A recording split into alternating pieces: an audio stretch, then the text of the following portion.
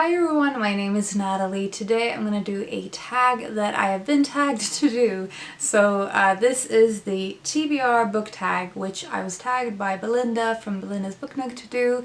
I love her channel, so definitely go look at her videos, look at this tag video specifically and all of the rest.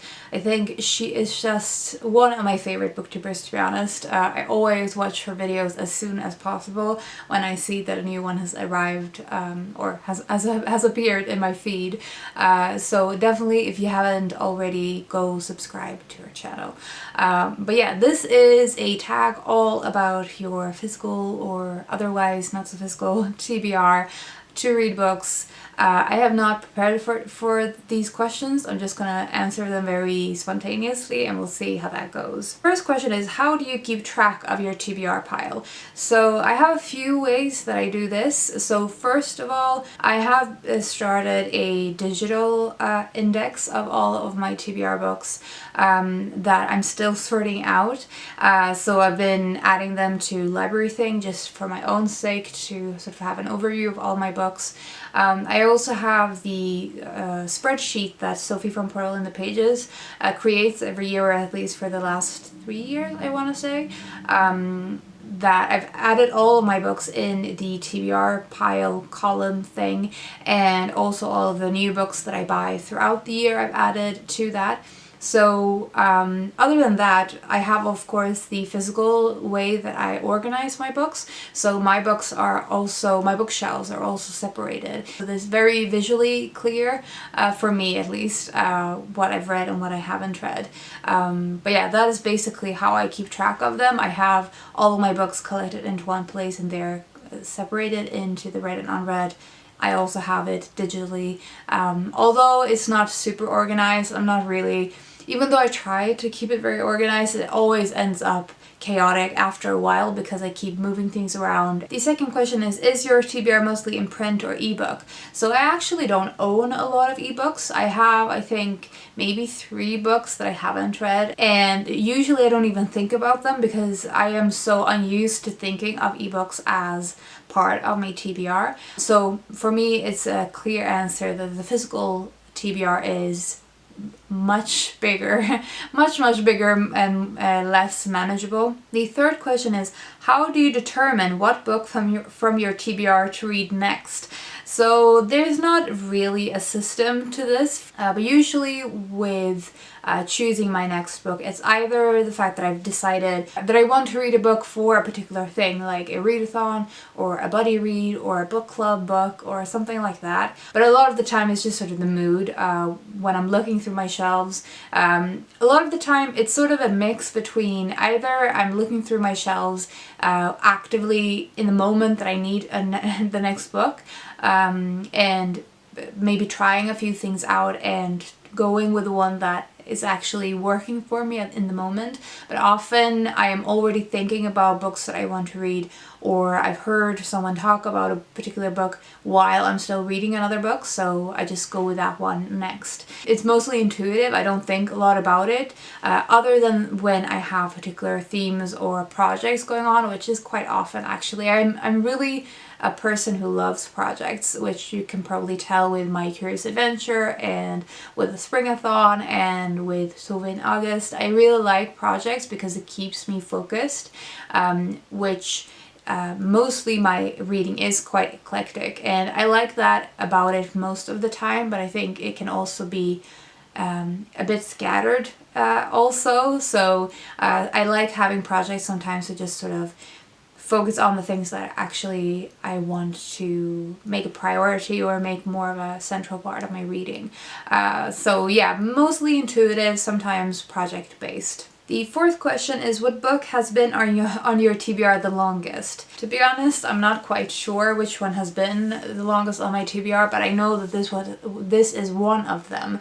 It is The Well of Loneliness by Radcliffe Hall, which is a queer book, queer classic, and I've actually started reading this one. It's about a woman who is sort of, I think, raised as a man, and so it's about her gender fluidity or something like that, I think. But yeah, usually when books stay for a long time on my TBR, it's because I've started to read them and I haven't finished them, and usually it's just that I sort of lose the timing, so that I've been reading some other things and sort of forget about the book that I started first. So after a while, when it's been on my bed table, I usually just put it back into the shelf when it's been too many weeks and I haven't touched it. I just put it back on the shelf if I'm still interested in reading it someday. And for some reason I have sort of this I think internal obstacle with restarting books that I started before. Even though usually I don't remember much of the books, there's something that makes me more hesitant to start the book again from the beginning.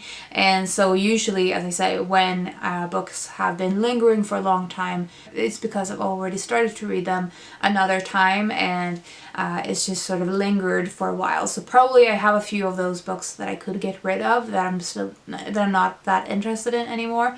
But this is one of the ones that I'm hoping to give a proper shot to. The fifth question is, name a book that you recently added to your TBR, and this is Year In, Year Out by A. Milne, who wrote the Winnie the Pooh books that I love. I love both Winnie the Pooh and House of Pooh Corner. A few years ago I decided to pick up A. Milne's autobiography, also called It's Too Late Now, which I think is just such a good title for a book. But I found that I absolutely loved his nonfiction writing about his own life and in general. So I also read his essay collection, Not That It Matters, after that. And since then I've really been wanting to pick up more of his books, in particular his nonfiction. So this is another one of his memoirs, and I think this was published after It's Too Late Now. This is just about his life, and I think from the beginning pages of this book it seems like it's looking at his writing career, but I'm really excited to read this one. And it also has illustrations by E.H. Shepard, who does the illustrations for the Winnie the Pooh books. And it also has an illustration of the man himself on the back. So yeah, I'm just really excited for this one. I don't think most of his books are in print anymore, which is such a shame, but this is a vintage edition, as you probably can tell. The sixth question is, name a book that's on your TBR specifically because of its beautiful cover. So I don't really buy books specifically for its cover. The cover is a major reason in me being drawn to a book, and it might be a reason for me buying a particular edition, and that is definitely the case with this one. It is Hamnet by Maggie O'Farrell. So in general, I'm really interested in reading more Maggie O'Farrell since reading I Am, which is her memoir. I haven't read any of her fiction yet, although I found 2 of her books secondhand that I've added to my shelf, so I have them on my TBR. But I've just recently ordered Hamnet in the hardcover because it is absolutely stunning. The design of this book is one of my favorite designs of this year and probably all time. Sarah from Hardcover Heart just showed this book with the insides and everything, and I was just sort of mind blown by particularly the hardcover, the fact that they have a beautiful gold foiling on the naked hardback. So I just thought that I think it is one of the most stunning things I've ever seen in terms of book design. I am really interested, as I said, in her fiction writing, and from this book I've only heard rave reviews of this book, and from various different kinds of readers as well, which makes me really interested in it. It's a historical fiction book about Shakespeare's son, and I think particularly looking at his wife's life. The 7th question is, name a book on your TBR that you never plan on reading. I don't really have those. I think if there's a book on my TBR that I don't plan on reading, I get rid of it, and if it might be that there is a book on my TBR at the moment that I don't really have an interest in reading anymore, but that will be found out when I go through my TBR books. So I do go through them regularly, usually when I'm sort of sorting them in new ways, like with new categories or something like that. and then I get rid of a pile of books, and I don't have any more that I don't want to read. The only books that I can even think of that I wouldn't want to read is the dictionaries, which I do own. I have a Latin to Swedish dictionary, one between English and Swedish, French and Swedish, and I think an English lexicon. In Japanese, I think, as well. So, I mean, those are the only ones that I'm not planning on actually reading cover to cover. Other than that, I don't think, or like language resource type books that I'm just using as reference books. Even in terms of the coffee table books, I have plans to read them one day cover to cover. Especially if I buy books, I would otherwise probably just get them out from the library if I wanted to look up a specific part. The 8th question is, name an unpublished book on your TBR that you are excited about. So I have a lot of books that I anticipate always, like when you're on BookTube or part of the bookish community, you always hear of new releases and upcoming releases that sound exciting. One of the ones that I'm really interested in is the new Jesse, that is called Transcendent Kingdom, which is about a PhD student, I think in biology, and it just sounded like a really fun story. I really like literature or literary fiction about academia, so that made it, that sounded really interesting to me. Also, I'm really interested in Sigrid Nuna's new book that is also coming out this autumn, and I can't even think of the title at the moment. But I think since reading The Friend, I was really interested in more of her work, so I will probably check out her new one as well. And I'm not quite sure what this one is about. The new Sayaka Murata book, Earthlings, I'm really interested in, that is coming out in October. So those are a few of the ones that I'm excited for. Actually, I realized that I just mentioned 3 fiction books. Usually I am anticipating non-fiction books, but I've been sort of on a fiction kick lately, so I think that might be the reason that I'm particularly looking forward to these. The 9th question is, name a book on your TBR that you feel like everyone has read but you. This is one of the ones that I feel like I heard a lot of people talk about when it was nominated for the Bailey's Prize. This is The Power by Naomi Alderman, which is a feminist dystopian kind of thing, where women get physical power over men, or that they have electricity through moving through their bodies, and so they become physically stronger than men, and sort of a turn of the tables in terms of power dynamics.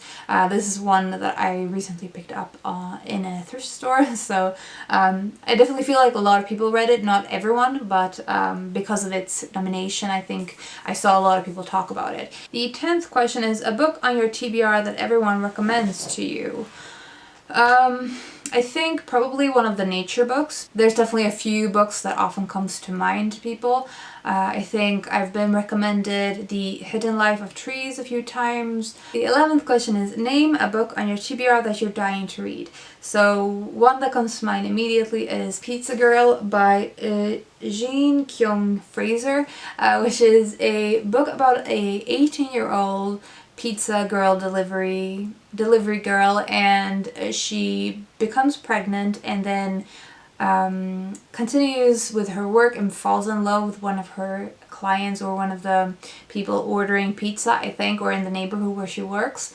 So it's a queer romance with an 18-year-old pregnant protagonist, which is, I think in general, I haven't actually read a lot of pregnant women as characters in books, which is interesting, but definitely feels like something that I haven't seen a lot of, and yeah, I'm really excited to give this one a go. And another one that I'm really excited to read is this gigantic one, The Eighth Life by Nino Haratischvili, translated by Charlotte Collins and Ruth Martin. I was particularly interested in this one after seeing the History Shelves review of this one recently. I will link below. I'm just really excited about this one after seeing that review, and I feel like I'm sort of in the mood to fall into a chunky fiction book like this. So this one is about, it's sort of family saga, generational story over the entire span of the 20th century, I think, and following a particular family who own this chocolate recipe that seems to have sort of almost magical powers. Okay, so the 12th and last question is, how many books are on your TBR? I will just show you a brief overlook of my TBR shelves, and you can surmise for yourself how many there actually are. To be honest, if I stopped buying books now, I could probably live off these books for a few, like, probably about a decade. So that's how many books, unread books I have on my shelves. There's a lot of them, and the reason that they are such a large amount is because I buy a lot of books secondhand. So it's very easy to just build it up to an unmanageable number. So that is how it is. And BookTube has significantly increased the number of books that I own. So I will give you an overview here and then we'll call it a day. The last thing is to tag people. So I want to tag Sarah from Hardcover Hearts, Roxy from Wreck Me Books and Stuff, Stephanie from Time to Read, Olive from A Book Olive, Andreea from Infinite Text, and Emma from A Couple Books. So basically, if you feel like it, feel free to do this tag, and I hope that you will, because I'm really nosy and I would love to see more about how you, I would love to hear more about how you organize your TBR, how the state is with that. But yeah, that was all I wanted to say today. I hope you're doing well. Thank you very much for watching, and I will talk to you soon. Bye.